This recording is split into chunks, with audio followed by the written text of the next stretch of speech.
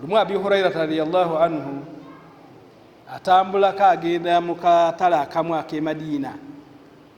Bwe yatuuka mu katale akamu ak'e Madina yasanga abantu nga mashughul mushtagilina bil amal, yani bali mu kukola sente. Kyova Abu Hurairah ababuuza n'abagamba nti malakum la tadhhabun, naye lwaki temugenda? Ne bamubuuza nti ila aina, tugendewa?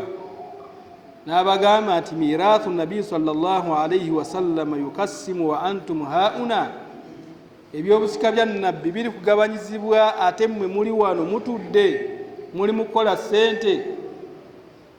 Kyova bamubuuza bigabanyizibwawa, n'abagamba mugende eri mu muzikiti. Bonna olw'ensonga nti buli omu ayagala nnyo ebyenfuna, bonna badduka ne balekawo bizinesi zaabwe ne bagenda mu muzikiti basobole okubeera nti bafuna ku engabanya bya nabbi sallallahu alayhi wasallam. Abu Hurairah yali mugezi nnyo, abalindira wano mu katale wennyini. Bwe badduka bwe bati ye n'asigala wano mu katale.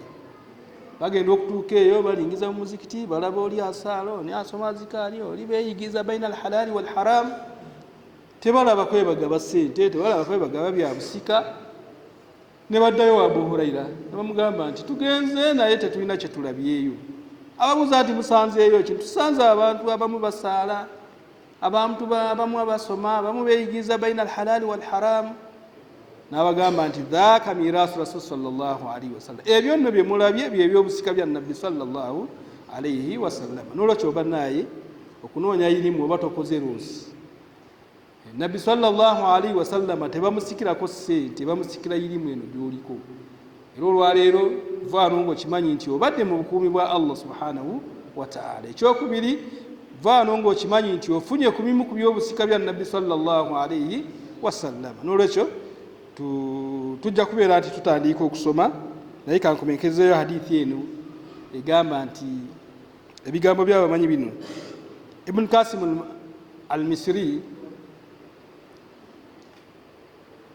atugamba nti taraktu imra'atin hamila, naleka mukyala wange ng'ali lubuto. Wa dhahabtu ila Imamu Malik min Misri ila al-Madina, yava Misiri n'agenda e Madina, n'agenda n'asinkana Imamu Malik abeere nti amusomako. N'atuuka eyo n'amalayo siniina, si mwaka gumu, myaka. Bahaji bano bamanyi olulimi, bagamba siniina, yani tebagamba mwaka gumu, myaka 5, myaka 10, myaka emeka, siniina. Ibn Qasim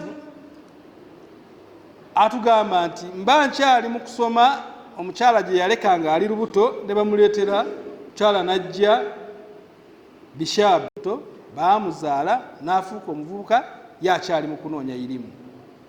Kiraga nti irimu ya kunoonya, tejja kusanga wooli.